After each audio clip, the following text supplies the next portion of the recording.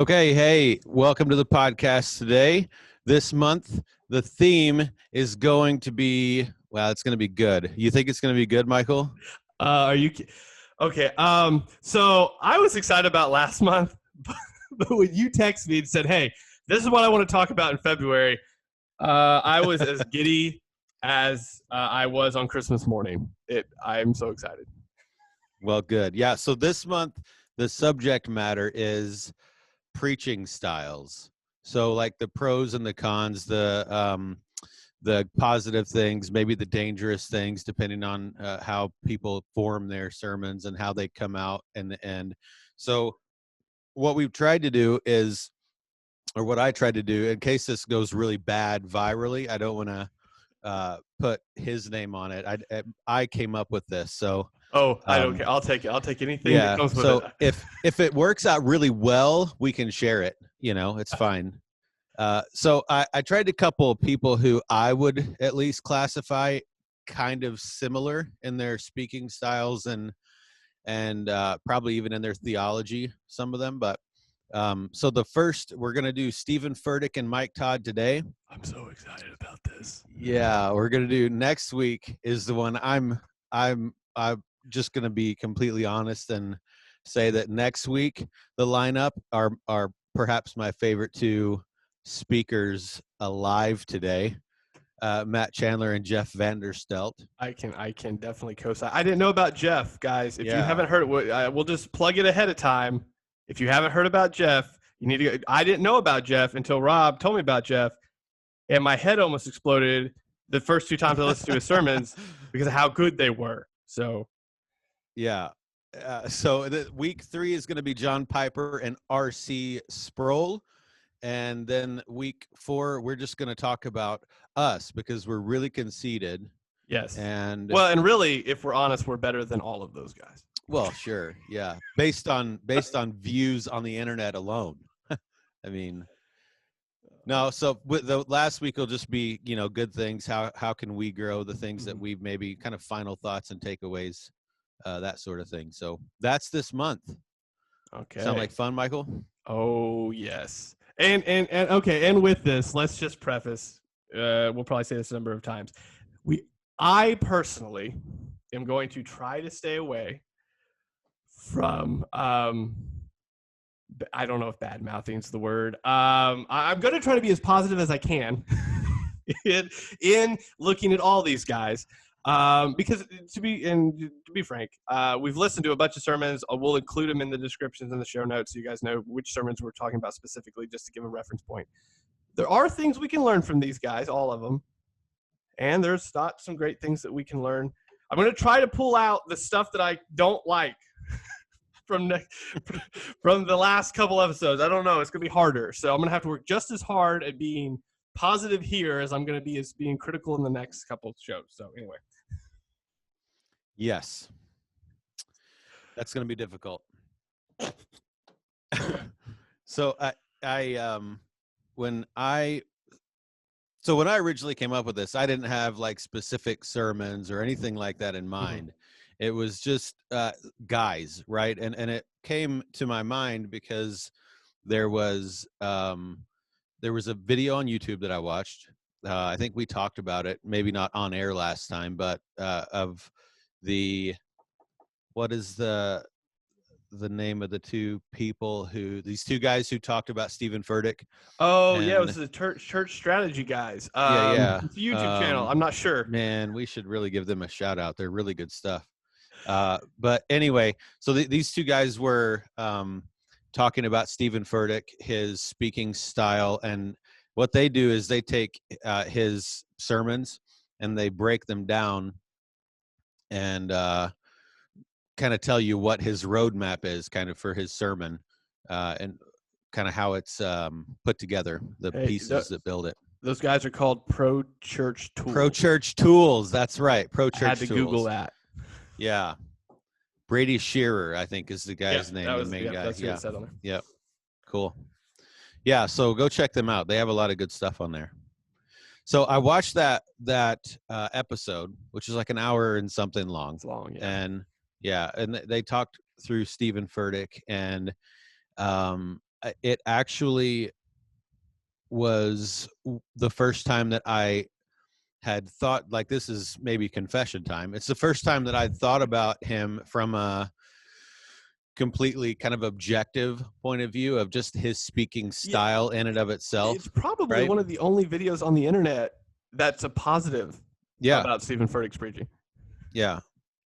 Yeah. And so I personally really enjoyed it because they on purpose broke down his the aspects of each of his sermons, like the pathway, if you will, right? The introduction, body, or whatever you want to call it, right? Introduction, explanation, application. They took whatever his kind of style was and broke it down into bite-sized pieces, and then told it to the audience. And I think the reason that I wanted to talk about these two guys is because they're one of two guys. They're one of a million guys who I very much so would not be a part of their church, right? I wouldn't agree with them theologically. That's fair.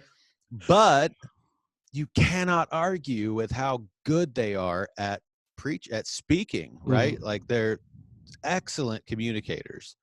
And so for me, I kind of wanted to look at them specifically and see maybe what are some things that are good about how they speak and their techniques and what they're doing. And then we can talk about some dangerous things too, which honestly, if I'm being real, was worrisome. Easier for me to fill in those blanks than the others. But there are some good things about both of them. So we're going to start with negatives or positives.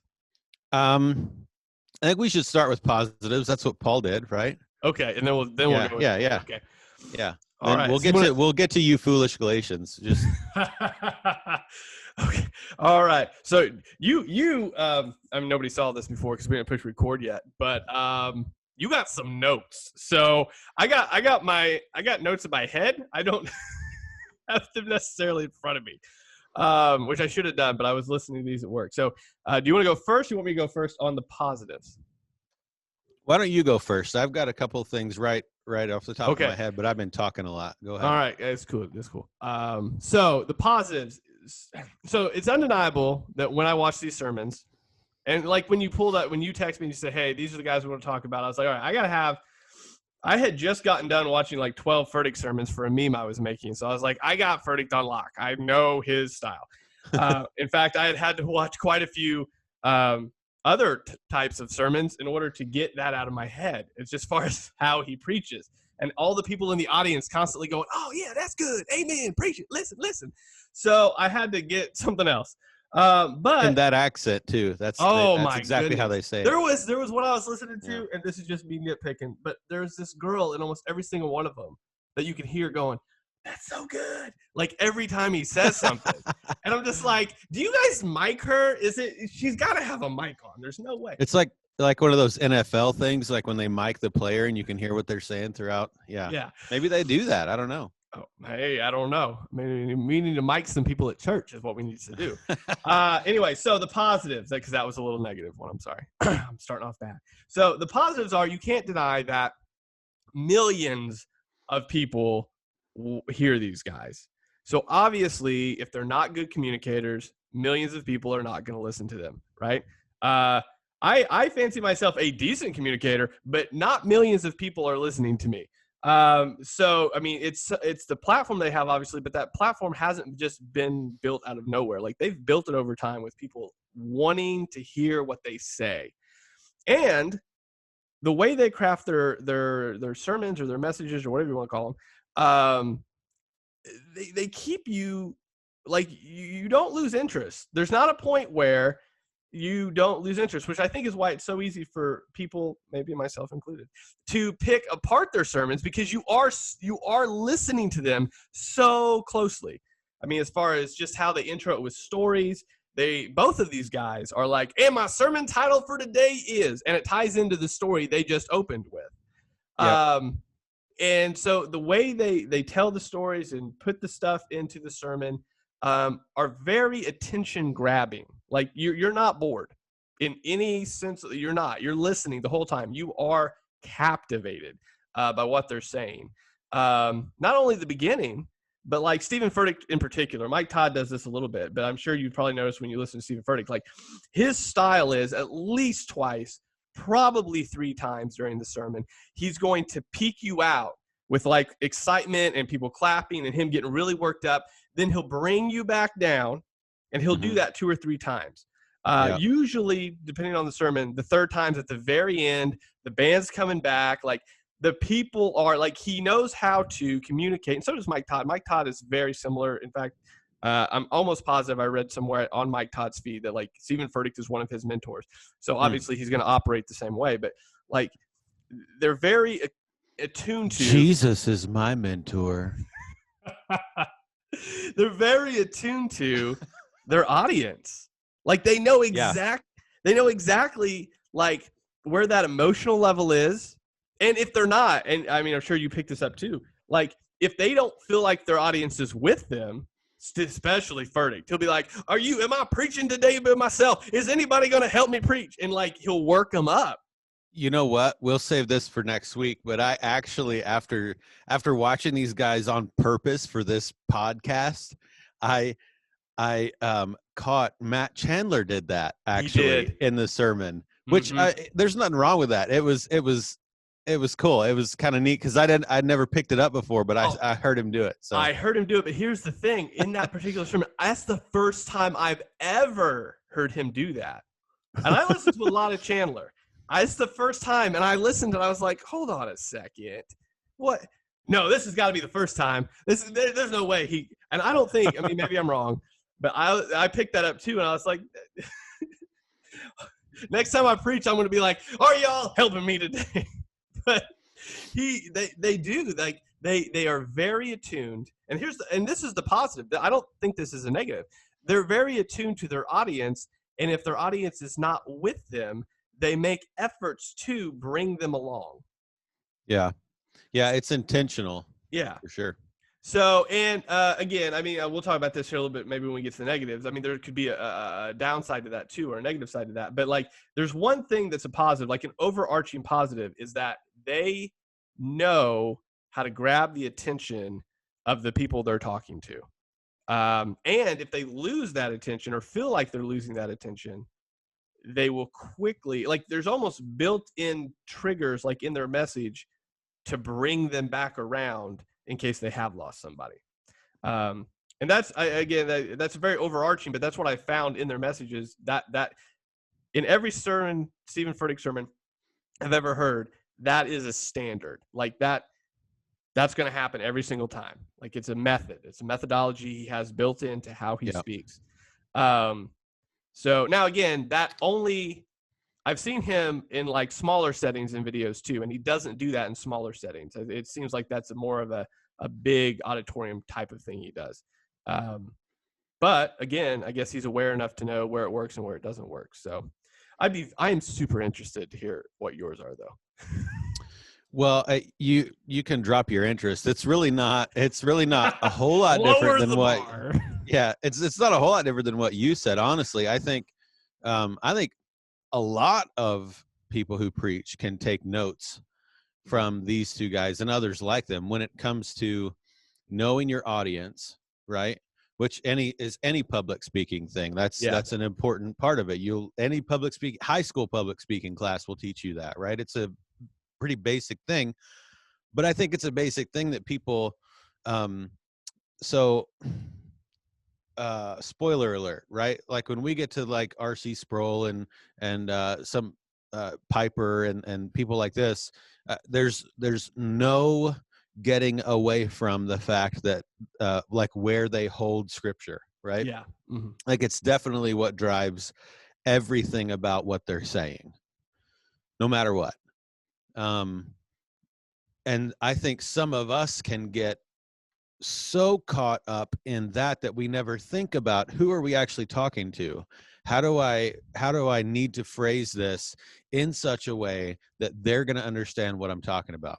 Mm-hmm. Now, for the record, I don't think those guys are bad at that because their audience is clearly much different than like a Furtick or Mike Todd or whoever. But Mhm. if you notice, even Mike Todd, so I don't know if you knew this or not, but the Pro Church Tools guys, they did one of these on Mike Todd Oh, I didn't recently see as that well. one. Yeah, I Yeah, didn't see that one. it's pretty new. So, but I didn't know the history behind Mike Todd, and some of so his audience is mostly African American, and he's in I think Tulsa.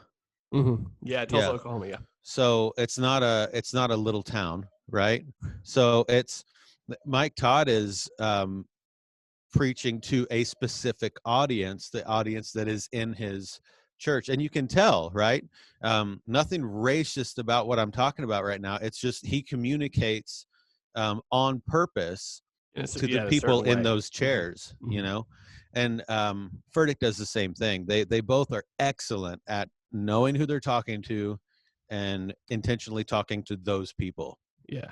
And I think when, like, if you're a pastor of one church, like here, that's kind of my role. So when I preach, it's to the same people, right? I know those people. I know them personally for the most part. I mean, obviously, if you're a church of 5,000 or something, that's not a thing. But you know your church. You know the struggles. You know the big things, the little things. And so you know that audience really well.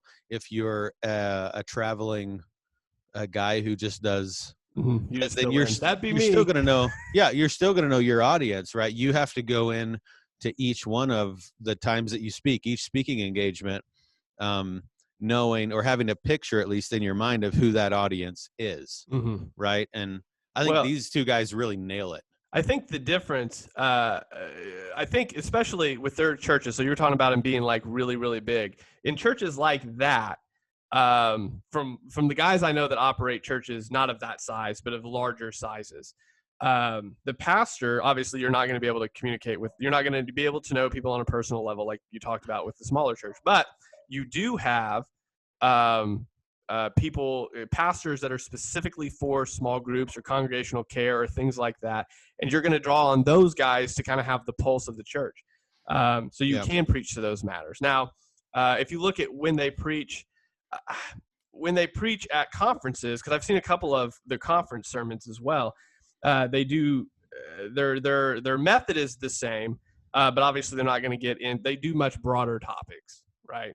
And that's you kind of have to adjust to that, especially with me speaking. So I've preached the same sermon in 3 different places, and I can tell you in my church when it was preached, I preached it in a particular way.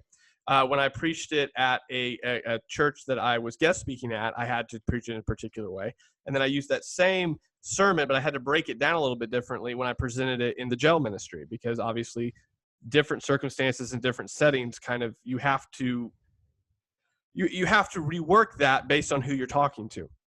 And like you said, I think, and that's what we're going to get into here in a minute, where the difference is not necessarily like the bad stuff isn't methodology. It's not methodology in how you present it, right? Because like you said, I mean, Todd is speaking to a particular set of people, and you can hear it when he preaches, like the accents he uses or the stories he uses. Like, I mean, those come through in who he's talking to. Same thing with Furtick. Same thing with us. There's lots of times, or maybe not on this podcast, but when we're talking, we talk in an accent like this because that's what we're used to. Like those are the people like, Hicks or whatever that we're around. But that's, they adjust their methodology to that. Whereas I think, and this is where maybe the negative will come in, the content and how you bring that forth through that methodology is really kind of what my issue would be with both of them. So it's not the methodology, it's how they're presenting, not how they're presenting the content as far as how it's explained, if that makes sense. Does that make sense at all? Yep. Yeah, I think the one of the things that came to my mind very shortly into the research, if you want to call it that. There you go. Yes, it makes it sound so much better when you say research. Right. Yeah. When we were first researching for this endeavor, and we were watching YouTube videos of people talking, when You It lost me didn't at the take end there. It me. sounded so much better at the beginning. Yeah, sorry, bro. So if things spike downward, that's my bad.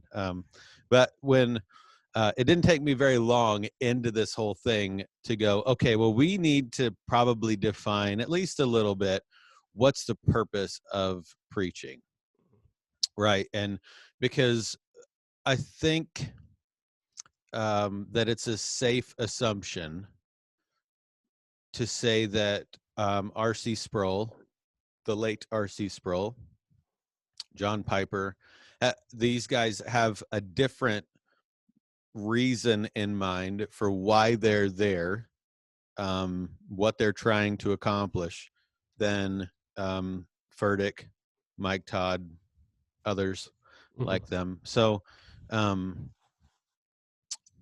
think we need to why do we preach? What's the point of preaching? What's the end game? What are we trying to accomplish, right? Yeah. So Well, I think, I'm sorry, real quick to no, jump go ahead. in. I think the difference that we need to look at, so if you guys have ever watched The Elephant Room, I don't know if you have, but I would definitely recommend you going and kind of looking at that. But there's a specific discussion they have in The Elephant Room about basically this topic. So there's two ways that people present sermons, essentially. So you're either using it to build up the body through discipleship and teaching, or you are using it for maybe evangelical methods as far as bringing people to Christ. Now, you can do both in the same sermon. It's just like a hard juggle almost there. Like it's not like, so for example, we'll talk about this when we talk about these other guys later on, as far as, well, the next two episodes. But there's always like a gospel presentation as far as come to Jesus in that. But it's always very heavy in a lot of people, especially the people I listen to. I can't speak for you, but I would say probably the people you listen to are that way too, where it's much more discipleship, building up the body. This is what it looks like to be a Christian. Whereas in the early years of Furtick and Todd, I don't know if I could even argue now so much, but I definitely in the early years, they were very evangelical in their methods as far as come to Jesus, be saved. This is what it looks like. Now, again, they probably wouldn't use words like repentance or sin, but I mean, it would always be like your mistakes or your mess ups or things like that. Now, the way that Todd and Furtick have really morphed, and a lot of these guys that do it now morphed into more of a general blanket statement of here's the issue in your life, here's the Bible, and if you depending on whatever the situation is, your finances or your marriage or whatever, because of this situation in the Bible, if you do the same things or believe the same ways or operate in the same ways, then these things will be fixed as well. Now, again, the issue I have with that is that it's a very general statement. The statements of the Bible apply to those that follow God, that are his children, that pursuing after him in a lot of manners. And they're presenting them to their wider audience, which, I mean, I'm going to presume a majority of which are not Christians, and kind of saying these things, you can have these things too if you follow God, and using that very generalized statement. Now, I'll preface all of that with an asterisk that says I have no idea what they talk about in their small groups or the things that they provide to people in their church. I know Elevation is especially is really big on bringing people into what they call e-groups, which is like their small groups. So maybe after somebody's there, they talk a little bit more about Jesus and about sin and about repentance and about following Jesus and what that looks like. I don't know, though. I'm going off only what I see online, which I would argue is what 99.9% of people are hearing. Yeah, and I think that's an important distinction to make, because like we talked about this being something that we needed to share while we were talking about this. Specifically for me, we need to share this for the first week when we're talking about Furtick and Mike Todd. Like, to me, I have a lot of issues with how they do things, but I think we phrased it in the kind of notes back and forth that we want to make sure that we're not judging someone's actual heart on sound bites, which is essentially what you get. Like if you look at all of the propaganda kind of stuff on YouTube or wherever it might be, and you look up these two guys and you get like little bitty short clips of a sermon. Well, at in politics or church stuff or anything else in life for that matter, if you take one part of a phrase or a sentence or part of a sermon and throw it up, you can make anybody sound like whatever heretic you want them to make sound. You know what I mean? So it's important for us to say things like you were just saying, like that. We can't. I don't know Stephen Furtick. You know what I mean? I don't know Todd White. I've never met them. I don't know where their heart is at. I don't know. You mean Mike Todd? Any of that stuff. Yeah, my bad. What did I say? You said Todd White. I don't know who Todd White is. Oh, yeah. Well, that's probably, you're better off there. That's a whole other subject. But is he the charismatic guy? Yeah. The dreadlocks. Okay, never mind. I know who he is. Yeah. That's my bad. No, you're good. Definitely not the same guy. White dreadlocks, brother from Tulsa. No, totally different. But it's important for us, I think, to say, I don't know them, right? Because it's super easy to hear things that maybe I don't agree with theologically and go, oh, well, that guy's a heretic or that guy's crazy. And that's certainly not what we're saying. So it's just about their speaking. I think that's a good point. So here's the thing, and this is what I tell people a lot when I get DMs or when I make a meme about Furtick. I don't think I've ever made one about Mike Todd, but here's the thing. I'm not saying, and I don't think you would say, well, I know you wouldn't say this, but I'm not saying that they are heretics or that they don't love Jesus or that they're not good Christians. The issue when we look at their preaching, and that's what these next episodes this month are about, is that it's not about is somebody doing it the right way or the wrong way as far as methodology. Because like we said at the beginning, I could learn a lot about how to keep people's attention. Now, I've never noticed while I'm preaching that people are falling asleep. I've never noticed that. But it would be a good thing for every pastor to know, okay, know my audience, have things built into the sermon to bring their interest back around. It's nothing bad necessarily with emotional highs and lows, because the Bible has those as well. Those are all good. But I think when you listen to a sermon, mine, anybody else, right, Furtick, Todd, any of these guys, you have to listen to the content of it. So yes, their presentation is very, very engaging. But for example, one of the sermons I listened to of both of these guys, these were both Christmas sermons, by the way. If you click on most of them were. Yeah, we looked at. Yeah, which was nice because at least that gives us a base, because a lot of them use similar texts. But both of these guys, for example, and again, maybe it is their way they're looking at the scripture, but they both took the story of Mary and Joseph and made Joseph some random, like a guy that would question if Mary cheated on him or something, when the Bible doesn't ever even indicate that. Like, you could say that they butchered it. I think that's fair. I would say they butchered it. Yeah. Which, I mean, again, I can see where for a second you could be like, well, maybe he thought he did because of the verse where he said he was going to divorce her quietly. I mean, but you're reading so much into that when there's so much more text there to preach on than that. And both of them took a good 5, almost 10 minutes in some cases of like drawing that out for simply comedic effect. That you have to look at it and say, okay, well, what purpose did that serve in the sermon? Even if you're doing it for an evangelical, bring people to Jesus sort of message, what good did that serve in that? If you are, and I'm going to give you the benefit of the doubt, if you're putting people in e-groups to teach them about Jesus and how to read the Bible and how to study the Bible, if you're doing that, why are you starting them off on such a weird way of understanding the Bible? So if you're going to actually teach me how to read the Bible, like in a correct exegetical, narrative sort of way, why are you starting me off with, well, Joseph was side-eyeing people his whole life because he wasn't, and like, that's just, I don't know. So I think it's safe to say, I think that they don't exegete the text very well. I think that, so here's the negatives. Okay, here I'll give you the 4 positives, 4 negatives. The positives are over. Now let's do the negatives. Okay, so yeah, because we're kind of running out of time. But I'll end with this. I'm going to do the 4 positives and the 4 negatives, but I'll do the negatives first so we can end on a high note. We'll do a sweeping up. So the negatives are this. They don't exegete the text correctly. I do not think anybody can argue that. Like, you're going to do gymnastics to argue Yep. that. Two, they are, in a lot of cases, in their bad exegetical work, making biblical narratives about us.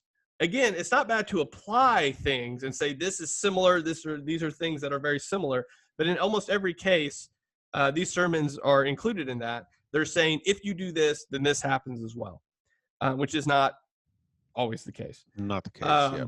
Three, they are using, in some regards, now this is a slippery slope, I understand this, but in some regards, they're using emotion to specifically, now I don't know if they're doing this intentionally, but this is definitely what's happening, to manipulate you into a frenzy. So if you're not excited, then you're obviously not on board with what God's doing, sort of thing. So if you're not raising your hands and repeating, then you're not on board.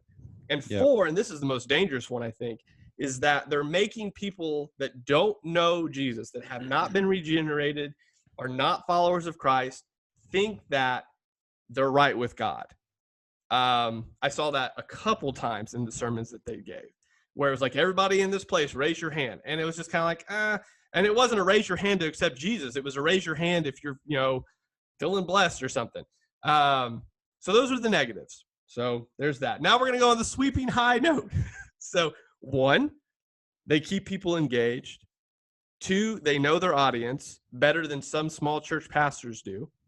And 3, they have resources and platforms that they know how to utilize.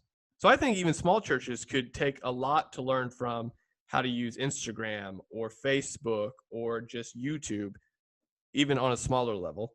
Mm-hmm. And the last one, because my mind went blank here. They both are snappy dressers. That wasn't really the one. I don't know. I don't forget the last one, but we'll use that. They're very pretty. They're pretty, I think. Yeah. I am jealous. As a disclosure, that's completely. I'm jealous of Furtick's muscles. I really am, but I can't work out. So he's very pretty for sure. No, I for kind of my final thoughts and recap, I had that to kind of talk again about the fact that they really are excellent communicators. They know who their audience is. They may actually be some of the best actual communicators as far as knowledge of how to speak in public and the things to look for and the things to do. They might be some of the best that we talk about this week. Yeah. Or, that's throughout the whole month. Like, they're very good at what they do with public speaking. The negative for me is that I don't think they're very good at preaching, which is difference in case you didn't know. Which is different.